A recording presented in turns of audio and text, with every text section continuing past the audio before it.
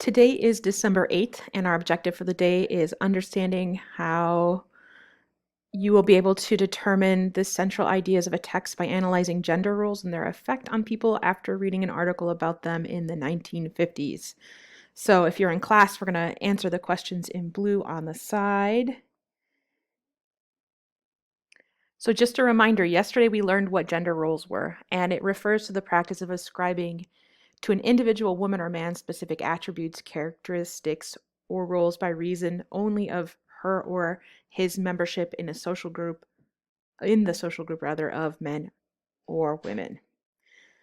Today, we're going to look at a couple ads from the 1950s as well as read an article about gender roles and women's lives in the 1950s. So let's just take a look at these three ads real quick.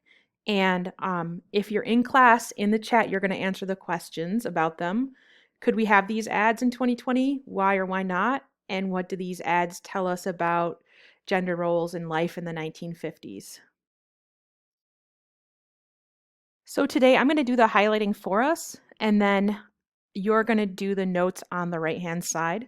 So notice I'm using our strategy more specifically by telling you the who, what, when, where, and why. And the first one we're going to look at is this quote here. So I'm going to read the first little paragraph, and then we're going to go through it. So American society in the 1950s was geared towards the family. Marriage and children were part of the national agenda.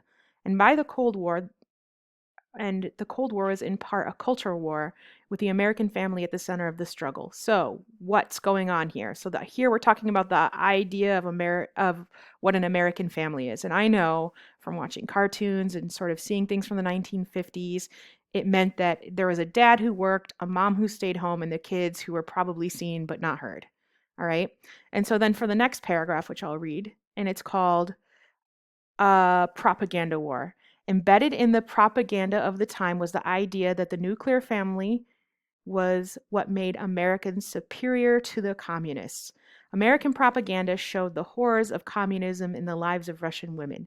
They were shown dressed in gunny sacks, and gunny sacks are just like plain gray cloth, shapeless kind of things, as they toiled in drab factories while their children were placed in cold, anonymous daycare centers. So, in contrast, and that's our kind of our hint that there's going to be something that sets apart these women from somebody else, right? In contrast to the evils of communism, an image was promoted of American women with their feminine hairdos, delicate dresses, tending to the hearth and home as they enjoyed the fruits of capitalism, democracy, and freedom. So, what's the contrast here? So, first of all, who are we talking about? We're talking about Russian women and American women.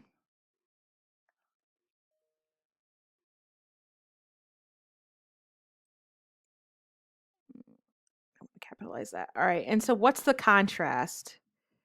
I think if I'm trying to get to the super thin point of what they're trying to say here about the differences between the lives of American women and Russian women, is that Russian women were made to work, right? Like they didn't have a choice to stay home, is what it seems like.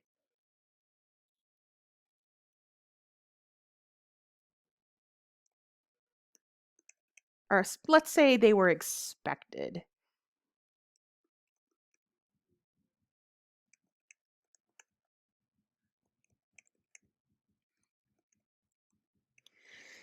And American women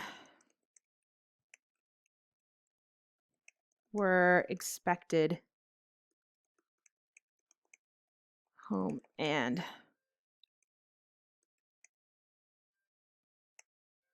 I don't know,